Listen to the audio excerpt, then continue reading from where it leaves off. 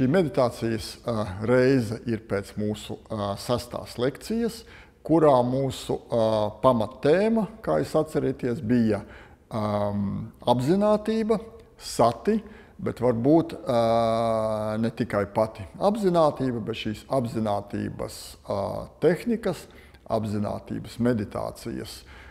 Es atļaušos to nosaukt par augstāko pakāpi, par vipassana meditāciju.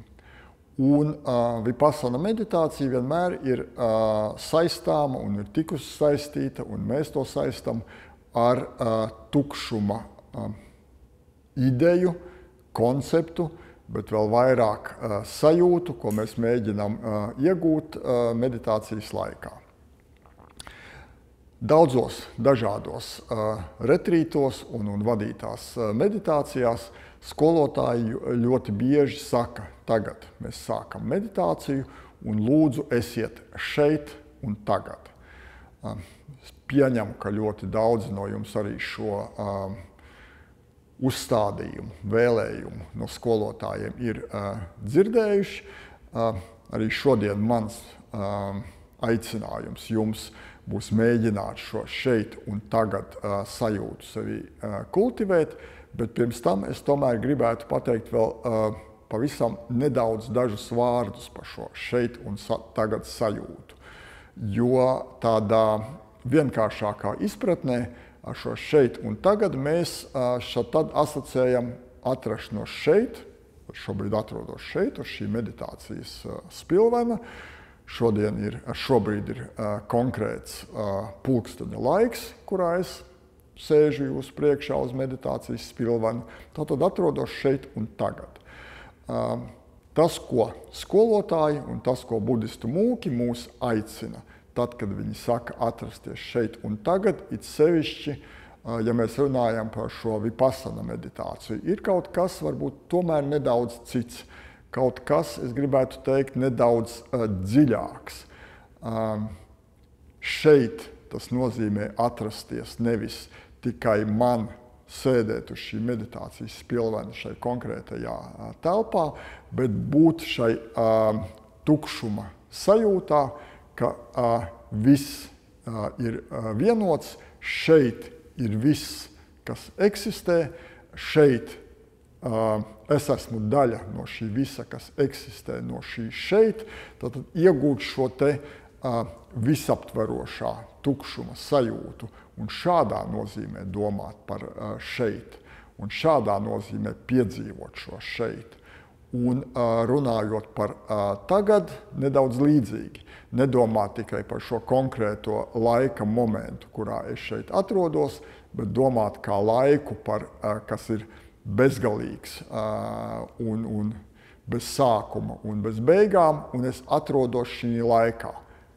Tagad atrodos šī laikā, bet izjūtu visu šo laiku kopumā. Nedaudz tas asociējās varbūt ar Heidegera grāmatu, kuru es pieminēju mūsu kursa pašā sākumā, kura saucās Esība un laiks, šādās ļoti filozofiskās un dziļās kategorijās domāt par šo šeit, jeb esība, par eksistēšanu un tagad vārda šī ļoti tādā plašajā nozīmē. Es gribētu, lai jūs mēģinātu šo sajūtu šodien meditācijā kultivēt. Mēģināt sasniegt šo sajūtu šeit un tagad, bet šī vārda šī ļoti plašajā nozīmē. Mūsu meditācijas formāts būs tāds pats kā iepriekšējās reizes. Mēs izmantosim šoreiz atkal šo Jura Rubeņa dāvināto bļodu, tibetiešu bļodu skaņu signāliem. Mūsu meditācija sāksies ar 3 piesitieniem pie bļodas. Ilgs viņa 20 minūtes un beigsies ar vienu skaņu signālu. Ievadteksts šodien varbūt nedaudz atšķirsies no dažiem iepriekšējiem. Tas nebūs dzen koāns, bet tas būs teksts, ko diezgan bieži dažādos ar budismu saistītos retrītos skolotāji piedāvā kā šo te ievadtekstu, kas ļauj pārslēgties no lekcijas vai dharma talk vai šī budistu priekšlasījuma atcerēšanās un domāšanas par viņu uz meditācijas režīmu, bet šis teksts tiek izmantots patiesībā arī diezgan daudz gan pat kristiešu retrītos un pavisam noteikti tādos sekulāros laicīgos retrītos vai sekulārās meditācijās, kāda es gribētu, lai mēs to uztveram, šo meditāciju uztvertu arī šodien. Bet tātad pirms mēs sākam meditāciju, mēs sagatavojam savu ķermeni. Tas nozīmē, ka kā parasti nosēžamies šī stabilajā pozīcijā ar 3 atbalsta punktiem. Tad vieta, ar kuru mēs sēžam uz meditācijas spilvena, vai varbūt kāds sēž uz krēsla. Manā gadījumā ceļi cieši pie zemes, tā lai vieta, uz kuras es sēžu un ceļi, lai ceļi atrastos zemāk par šo vietu.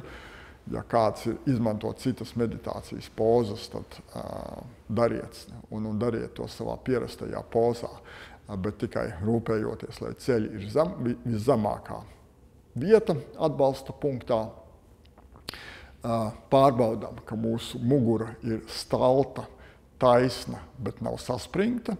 Pārliecinamies, ka nav saspringtuma sevišķi plecu daļā un arī sejas daļā. Ļoti bieži sejas muskuļi ir tie, kur mums paliek saspringtums. Pārliecinamies, ka tātad mūsu ķermenis ir atbrīvots pēc stalts.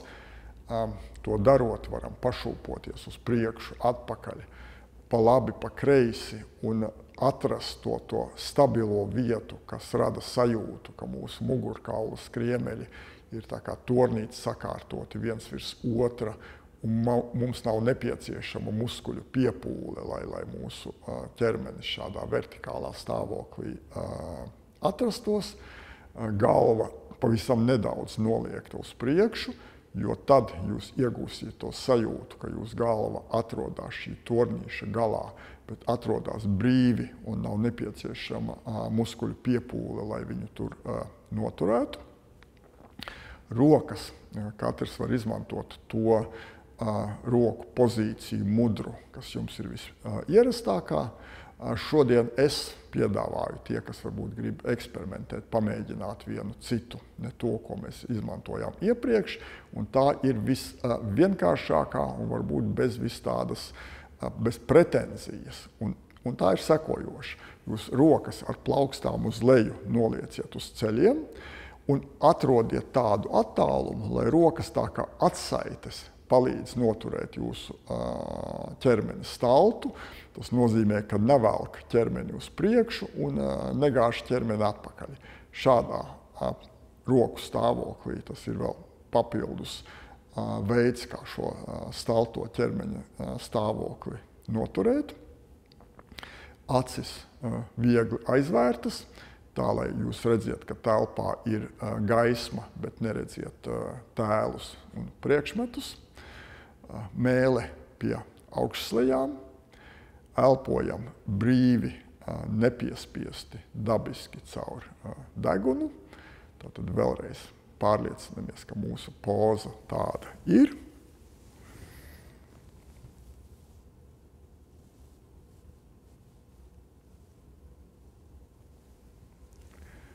Un sākam mūsu meditāciju.